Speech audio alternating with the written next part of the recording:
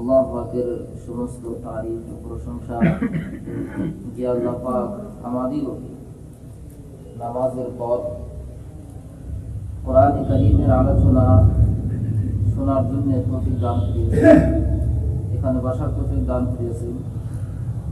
সে আল্লাহ পাকের শুকরিয়া আদায় করি। আলহামদুলিল্লাহ। তার সঙ্গে জনাব নবী করিম সাল্লাল্লাহু আলাইহি ওয়াসাল্লাম আল্লাহ পাক বলেন, ইয়া বনি ইসরাঈল, হে বনি ইসরাঈল, उज़कुरू निअमती अल्लती अनअमतु अलैकुम, मेरे उस नियामत की याद करो जिसको हमने तुम पर की है। আমি তোমাদেরকে যে নিয়ামতগুলো দিয়েছি সেই নিয়ামতগুলো স্মরণ করো। وأني فضلتكم على العالمين, और मैंने तुमको सारे जहान पर फजीलत दी है, আর আমি তোমাদেরকে সমস্ত জাহানের উপরে ফজিলত মর্তবা দিয়েছি। বনি ইসরাইল হযরতে ইয়াকুব আলাইহিস সালামের খানদানকে বলা হয়। হযরত ইয়াকুব আলাইহিস সালামের দ্বিতীয় নাম হলো ইসরাইল। ইসরাইল এটা ইব্রানি ভাষা। ইসরা মানে বান্দা, ইল মানে আল্লাহ, ইল মানে আল্লাহ, ইসরা মানে বান্দা, ইসরাইল আল্লাহর বান্দা। হযরত ইয়াকুব আলাইহিস সালামের নাম হলো ইসরাইল। আল্লাহ পাকের সুন্দর সুন্দর 99টি নাম আছে, সিফতি নাম, যে কোনো নাম ধরে ডাকলে আল্লাহ তাআলা সাড়া দিবে। তো আল্লাহ পাকের একটা জাতি নাম আছে, এই নামটা কি? আল্লাহ, জাতি নাম। ইসমে আযম আল্লাহ। অনেকগুলো আয়াতের মধ্যে আছে যে কিছুগুলো আয়াত বলা হয় ইসমে আযম, যেমন তো আলিফ লাম মিম, আল্লাহু লা ইলাহা ইল্লা হুয়াল হাইয়ুল কাইয়্যুম ওয়া ইলাহুকুম ইলাহু ওয়াহিদ লা ইলাহা ইল্লা হুয়ার রহমানুর রহিম। এই হলো ইসমে আযম। তো বনি ইসরাইল কে আল্লাহ তাআলা অনেক নিয়ামত দিয়ে মালামাল করেছেন, যে তাদের জন্য আসমান থেকে খানা নাযিল করত। হযরত মুসা আলাইহিস সালাম বনি ইসরাইলের, ওনাদের জন্য খুশুসি বহুত নিয়ামত, আর সমস্ত নবী বনি ইসরাইল থেকে আসছে। আর বনু ইসমাইল থেকে হযরত ইব্রাহিম সালামের ছেলে ইসমাইল, ইসহাক, ইয়াকুব, ইসমাইল সালামের বংশ থেকে শুধুমাত্র একজন আমাদের নবী হযরত মুহাম্মদ সাল্লাল্লাহু আলাইহি ওয়াসাল্লাম। তো আল্লাহ তাআলা ওই বংশকে পুরা দুনিয়ার মধ্যে ফজিলত দিয়েছেন। তাদের বংশ থেকে নবী বানায় বানায় আল্লাহ পাক ইজ্জত সম্মান দিয়েছেন পুরা জাহানের ভিতরে। এটা ওই সময়ের জন্য ছিল, কিন্তু বর্তমান জামানায় যখন আমাদের নবী আসছে, এই নবীর থেকে আর কোন মানুষ সম্মানীয় হতে পারবে না। তাদেরকে আল্লাহ পাক সেই নিয়ামতের কথা স্মরণ করেছেন, সেই নিয়ামতগুলো মনে করো। ওয়াত্তাকু ইয়াওমান লা তাজজিয়া নাফসুন আন নাফসিন শাইআ, আর হে মানুষ তোমরা সেই দিনকে ভয় করো যে দিন কোন নফস কোন নফসের ফায়দা দেবে না। ইয়াফিরুল মারউ মিন আখিহি ওয়া উম্মিহি ওয়া আবিহি ওয়া সাহিবাতিহি ওয়া বানিহি, যেদিন ভাই ভাইয়ের থেকে ভেগে যাবে, স্ত্রী স্বামীর থেকে ভাগবে, ছেলে সন্তান মার থেকে ভাগা যাবে। কিয়ামতের দিন এভাবে হবে যে মানুষ একজন আত্মীয় স্বজন থেকে এভাবে পলায়ন করবে, যেভাবে দুনিয়ার ভিতরে সাধারণ বাঘ দেখলে এরকম পলায়ন করবে। এই ভয়ে আবার না জানি আমার কাছে সব চাই বসে, আত্মীয়তার উসিলা দিয়ে তুমি আমার বাপ, তুমি আমার ছেলে, তোমাকে কত যত্ন করছি, দুনিয়ার মধ্যে কত মহব্বত করছি, তুমি আমাকে একটা নেকি দাও। এই নেকি চাবো এই ডরে, যদি ভিডিও দেখতেছে হাজার কোটি মানুষ দেখতেছে, সেই দেখলো কিন্তু এটা দেখে নাই, চোখে সঙ্গে করার লগে লগে ওখানে সাক্ষাৎ তোমার বা ভালো আছে নেই জিজ্ঞাসা করবে না, রাজ করলে 10 কদম ফাঁকে যাবে গা, লাভতে ফাঁকে যাবে গা, দেখা করবো না। মানে 5টা জায়গার মধ্যে কোনোদিনও মানুষ কাউকে স্মরণ করবে না। তার মধ্যে হাসরের ময়দান, মিজানের সময়, আমলে পাল্লা যখন যখন আমল নামা দেওয়া হবে, ডান হাতে দেওয়া না বাম হাত দেওয়া হবে, যখন ফুল সিরাত পার করা হবে, কোন মানুষ কারো কথা মনে করবে না। মানুষ জান্নাতে যাওয়ার পর মানুষের যখন সমস্ত ভুল না সবকিছু শেষ, ঝামেলা খতম, মানুষ যখন জান্নাতি হয়ে যাব, ওই সময় মনে হবো আত্মীয়তার কথা, মা বাবার কথা, ছেলের সন্তানের কথা, এর আগে মনে হবো না, মনেই হবো না। নবী আকরাম সাল্লাল্লাহু আলাইহি ওয়াসাল্লাম বললেন যে কিয়ামতের দিন মানুষ সমস্ত উলঙ্গ অবস্থায় উঠবে, কাপড় থাকবে না। তো হযরত আয়েশা রাদিয়াল্লাহু বলেন, ইয়া রাসূলুল্লাহ, এটা তো শরমের ব্যাপার, শরমের বিষয়, একে অপরকে দেখবে কত শরম লাগবে, লজ্জা হবে। আয়েশা, পরিস্থিতির এত ভয়ানক ব্যাপার হবে যে মানুষ নিজের শরীরটুকু দেখবার সুযোগ পাবে না। মানুষ শুধু আকাশে, আসমানের দিকে, উপর দিকে চাইতে, নিজের শরীরে কোনো দলা নাই, অন্য শরীরের দিকে চাইতে খুব দূরের কথা, শুধুমাত্র ইয়া নাফসি। মানুষের ঘামের মধ্যে হাবুডাবু খেলবে।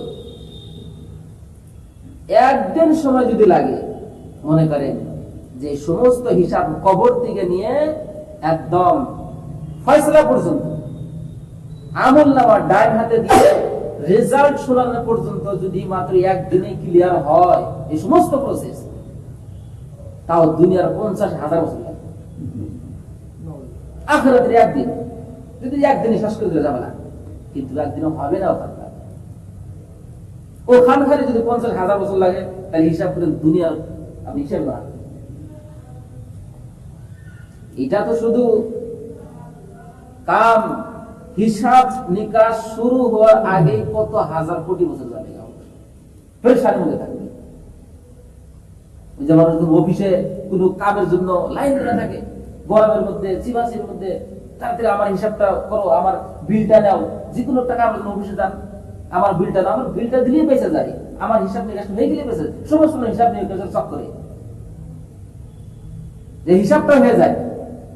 পরীক্ষার রেজাল্ট দিছে, আপনি দেখবার গেছেন পাস না পেল, জানা নাই, হাজার হাজার মানুষ পরীক্ষা দিছে, বোর্ড টানায় দিছে, আপনি দেখবার গেছেন যে ফেল করছে হেউ দেখবেন উৎসাহিত, যে পাস করছে হেউ দেখবেন উৎসাহিত, জানা না কারা পাস কারা ফেল, কেউ খুশি হয়ে ঘুরে আসবে, কেউ বেজার ঘুরে আসবে, কেউ দেখাটা তো দেখবে। আর কথা কথা যদি একটা সার্টিফিকেট দিয়ে দেয় লগে লগে রেজাল্টের পরে একটা সার্টিফিকেট নাও, তাহলে মানুষ কিরকম অস্থির হয়ে যাবে। ওই মতো মানুষ পরেশান থাকবে। কিন্তু মুমিন বান্দার জন্য এক ওয়াক্ত নামাজ পড়তে, অথবা এক ওয়াক্ত নামাজ থেকে আর একটা নামাজের ভিতর মাঝখানে যেখানে সময় যেটাখানি এতখানি সময় হাসরের সমস্ত কাম ক্লিয়ার হয়ে যাবে। সুবহানাল্লাহ, এতখানি সময় হয়ে যাবে। ফুল জাতের রাস্তা আল্লাহ পাক বিজলির আগে পাক করে দেন।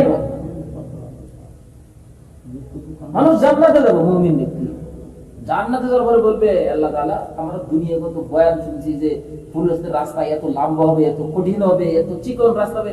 আল্লাহ তাআলা, ফুলসের রাস্তা তো দেখলামই না, বলে তোমাকে পার করে নেওয়া হয়েছে। জানো তুমি ওইটাও অতিক্রম করছাও। সমস্যা যাবে যে কাদের জন্য? মুত্তাকিনদের জন্য, মুমিনদের জন্য, কাফিরের জন্য না। আর আফসোসের বিষয়, গুনাহগার মুসলমানের জন্য বিপদ, আল্লাহ পাক হেফাজত করুন। কাফিরের জন্য তো হবে, কাফিরের জন্য হিসাব নাই, তাদের কোন এরকম হিসাবের দরকার পড়বে না।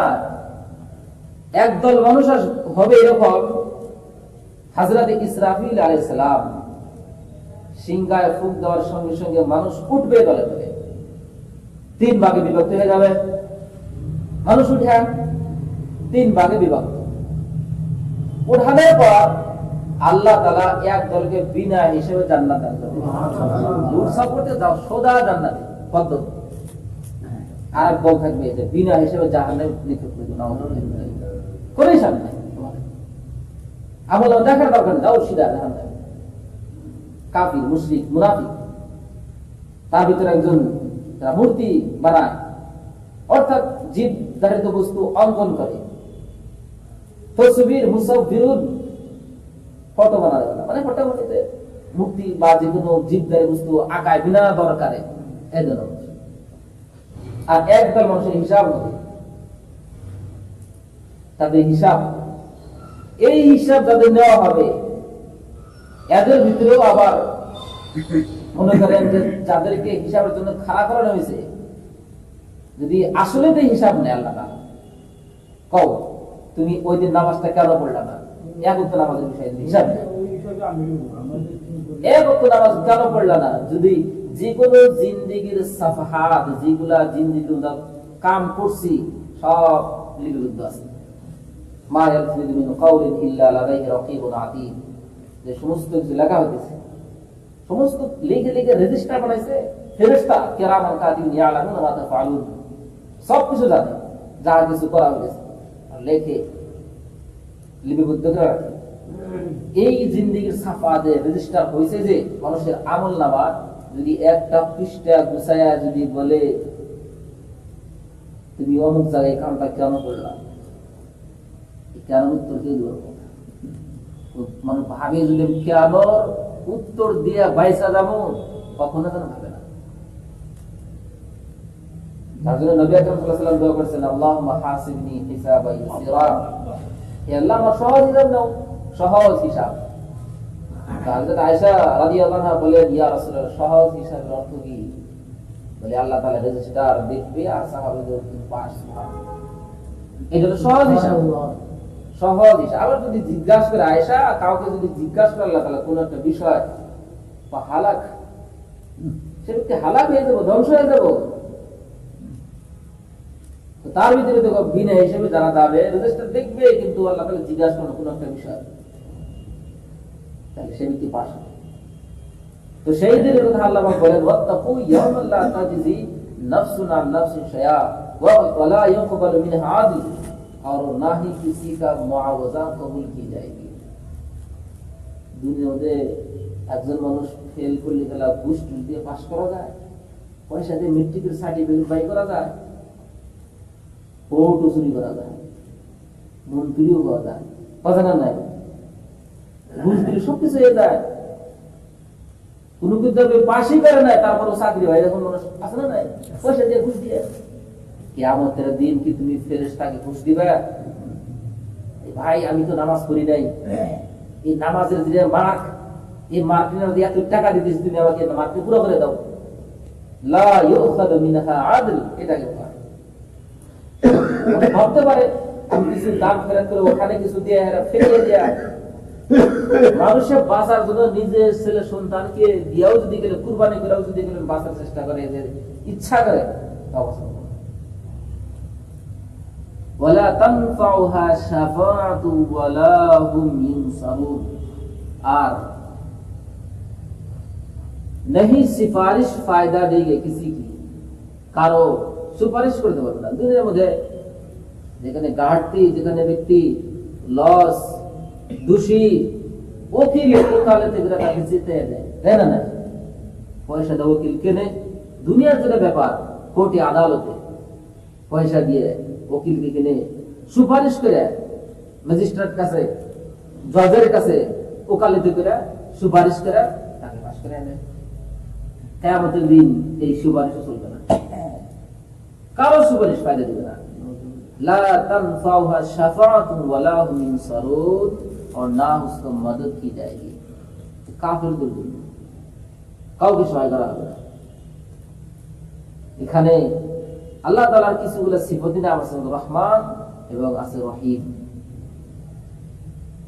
রহমান শব্দের দ্বারা, রহমানের মানে দয়া করনে वाला, মেহেরবান, মহব্বত করনে वाला।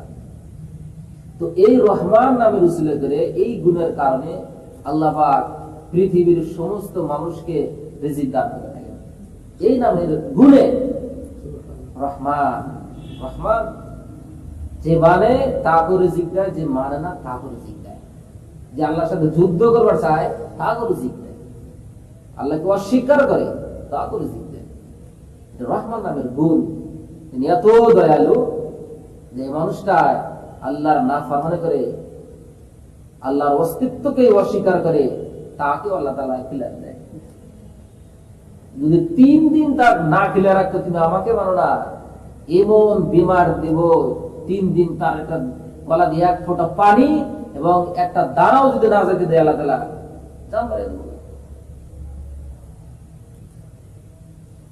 এরকম শাস্তি দিতে পারে। আল্লাহ তাআলা খিলায়, যিনি খিলায় তারই নাম হচ্ছে রহমান।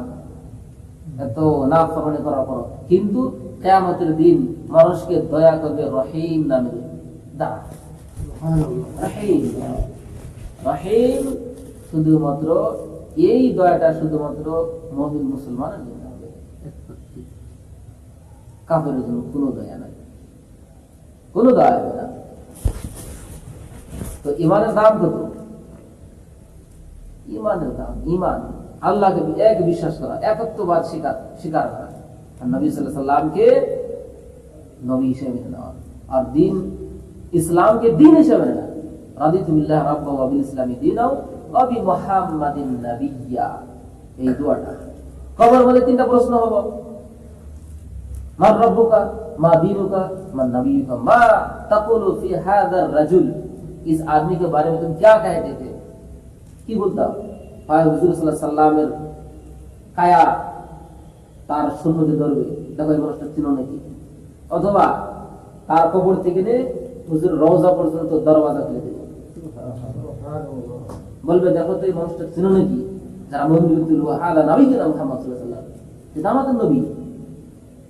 আর কাফির বলবো আকুলু মা ইয়াকুলু নাস, মানুষের যা বলতো আমি তা বলতাম, তুমি মিথ্যা কথা বলতেছো, মানুষের যা বলতো তুমি তাকে তা বলতা না, কাযাবতা, তুমি ঝুট বলা। তো মুমিনের জন্য এক হালত, কাফিরের জন্য এক হালত। মুমিনের জন্য 70 গজ কবরটা প্রশস্ত করে দিব, জান্নাতের দরওয়াজা কবর মুখী করে দিব, এবং এমন বিছনা বিছাই দিব, আল্লাহ ফেরেশতা বলে তুমি ঘুমিয়ে যাও, जैसा दुल्हा जैसे दुल्हन सोती है, दुल्हा के अलावा कोई उसको जगा नहीं सकता, কিয়ামতের দিন উঠার আগ পর্যন্ত তোমাকে কেউ জাগাবে না, তুমি ঘুমায় জান্নাতি পোশাক জান্নাতি বিছানা বিছাতে তাকে ঘুম নাও। আচ্ছা কাফির, তাদেরকে বলা হবে তাদেরকে জাহান্নামের পোশাক কোন দেওয়া হবে, আর একজন ফেরেশতা কিয়ামত পর্যন্ত তাকে শাস্তি দেওয়ার জন্য নিযুক্ত হয়ে যাবে, আরম্ভ হয়ে যাবে কাফিরের শাস্তি ওখান থেকে।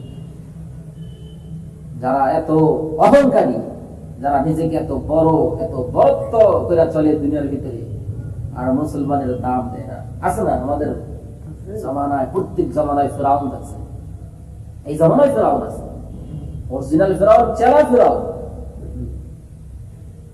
এই ফেরাউনদের এই অবস্থা হবে, আল্লাহ আমাদের ইমানের হেফাজত করবে, আমরা যেন ইমান আমল নিয়ে দুনিয়াতে যাইতে পারি।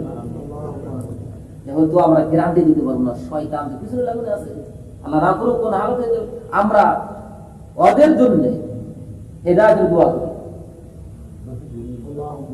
আর যাদের কপালে হেদায়েত নেই তাদের ধ্বংসের জন্য দোয়া করি, যাদের দুনিয়ার মধ্যে জুলম অত্যাচার না করে। নসিব হেদায়েত দাও, হেদায়েত না দিলে এই অজমলা দুনিয়ার পাশে রেখা মানুষকে আর কষ্ট আল্লাহ তাআলা ধ্বংস করে দাও। আর আল্লাহ তাআলা আমাদের ঈমান, আমাদের আমল, আমাদের দ্বীন অনুষ্ঠানকে হেফাজত করুন, দোয়া করুন। আর আমাদের যেন ঈমান নিয়ে আমরা দুনিয়া থেকে যাইতে পারি, এই দোয়া করতে হবে, আমাদের ঈমান যেন হেফাজত করে। কোন কাফিরকে কোনো আপনি তুচ্ছ মনে করতে পারবেন না, মানুষ হিসেবে বলতে পারবেন না আমার থেকে খারাপ, বরঞ্চ ও যে কাম করতেছে কামটা অত্যন্ত খারাপ, কিন্তু মানুষটা আমার থেকে ভালো।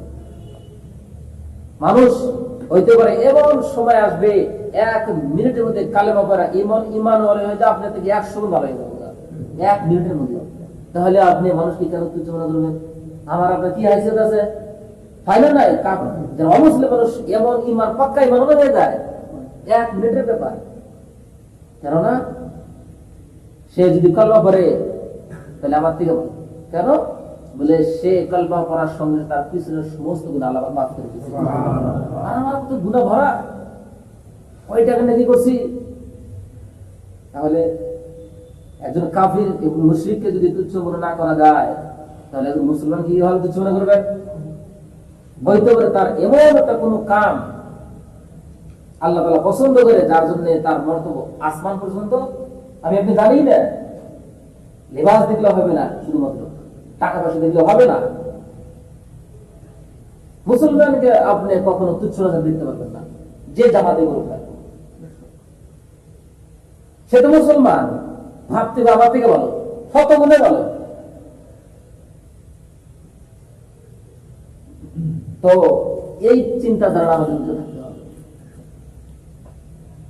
যে আমি সত্যি খারাপ, আর নিজেকে যদি ভালো মনে করি তাহলে দুনিয়ার মধ্যে সব থেকে জঘন্য ব্যক্তি। নিজেকে যদি ভালো মনে করি, আমি সব থেকে ভালো, সব থেকে আমি বেশি আমল করি, তা আমলই করে না। আছে না দুইটা কাহিনী, যে বনি ইসরাইলের মধ্যে একজন খুব আমল করতো আর একজন গুনাহ করতো। যে খুব আমল করতে, হ্যাঁ গুনাহগার বাচ্চা তো ভাই তুমি এই গুনাহ বাদ দাও, তুমি আমল করো, হ্যাঁ কোনো পক্ষে বাদ দেয় না। এই ব্যক্তিকে আমল তাকে আল্লাহ তাআলা জীবনে মাফ করবো না, তো আল্লাহ তাআলা মাফ করে দেবে না। বললো এটা আমি বুঝবো, আমার আল্লাহ বুঝবো, মাফ করবো না আমার আল্লাহ বুঝবো। যখন ইন্তেকাল হয়ে গেছে গা, যে ব্যক্তি নেক কাম করতো তাকে জাহান্নামে দিছে, আর যে গুনাহগার একে জান্নাতে দিছে।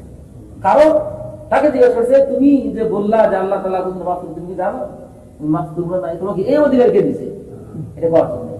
ও যে জাহান্নামে, এই অধিকার বলার অধিকার কে দিছে তোমাকে? আর সমস্ত নেকি সিনে তাকে দেওয়া হবে। দুনিয়াতে কাউকে জান্নাতে জাহান্নামে ফয়সালা দেওয়া হবে না। এক সময় হযরত আয়েশা রাদিয়াল্লাহু আনহা বলেন, একটা বাচ্চা ইন্তেকাল হয়েছে, বলে যে এই বাচ্চার জন্য জান্নাতের খুশখবরি হোক। নবী আকরাম সাল্লাল্লাহু আলাইহি ওয়াসাল্লাম বলেন, আয়েশা আর কিছু কইতে চাও? অর্থাৎ বহুত বড় কথা কই বলাইছো, এত বড় কথা দুঃসাহস করার তোমার মুনাসিব হয় না। তুমি জান্নাতের মানে খুশখবরিতে দিলে, তুমি জানো জান্নাতে যাবে জাহান্নামে যাবে। হ্যালো, মানুষ যখন তার বাপের সুলবের ভিতরে, হাড্ডির ভিতরে থাকে, গর্ভস্থলে আসে নাই, বাপের এই যে হাড্ডির ভিতরে, এখান থেকে বনি, এখান থেকে বাহির হয়ে গর্ভস্থলে পৌঁছে, ওখান থেকে রক্ত হয়, মাংস হয়, হাড্ডি হয়, 4 মাস পরে তার ভিতরে রূহ ঢোকে।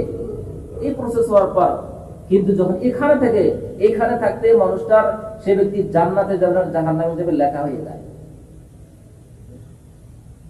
বাচ্চা জন্ম দূরের কথা, জন্ম হয় নাই, তার জান্নাত এবং জাহান্নামের মানে সবকিছু রেজিস্ট্রেশন হয়ে গেছে। তুমি কিভাবে বলতে পারো যে বাচ্চাটা জান্নাতে যাবো? বলা যাবে না, বলা যাবে না যে বাচ্চা হইলেই জান্নাতে যাবো। হইতে পারে বড় হইলে এরকম খারাপ কাজ করতো, বেঁচে থাকলে জান্নাত জাহান্নামে কিন্তু আল্লাহ পাক ভালো জানেন, বলা যাবে। কিন্তু হাদিস অনুযায়ী যে মুসলমানের বাচ্চারা তাদের মা বাবার সঙ্গে জান্নাতে যাবে, মা বাবার সঙ্গে। এবং মুসলমানের বাচ্চা যারা ছোট ছোট নাবালিগ অবস্থায় ইন্তেকাল হয়ে যায়, এটা মুসলমানের জন্য আখিরাতের মানে যাখিরা শুধু। এদের উসুলে আল্লাহ আবার মা বাবাকে মাফ করে দিবে। এরা যখন দাবি করবে আল্লাহ তাআলা, এরা নিষ্পাপ, মাফ করে দিবে, দিবে, আমরা আশা করি দিবে। এরা যখন জান্নাতে দিবে, তখন মা বাবার কথা বলবে, আল্লাহ তাআলা আমাদের মা বাবা এই বলে, হ্যাঁ তোমাকে নিয়ে আসার সময় যারা ধৈর্য অবলম্বন করছে, সবর করছে, এই মা বাপকে নিয়ে এসো, তাদেরকে জান্নাতে নিয়ে যাও। তো ধৈর্য ধারণ করতে হবে। ছোট বাচ্চা ইন্তেকাল হয়ে গেলে আখিরাতের মেরিয়া। যাই হোক, আমরা যতগুলো কথা আলোচনা করলাম, আল্লাহ পাক সহিষ্ণুভাবে আমল করে তৌফিক দান করুন।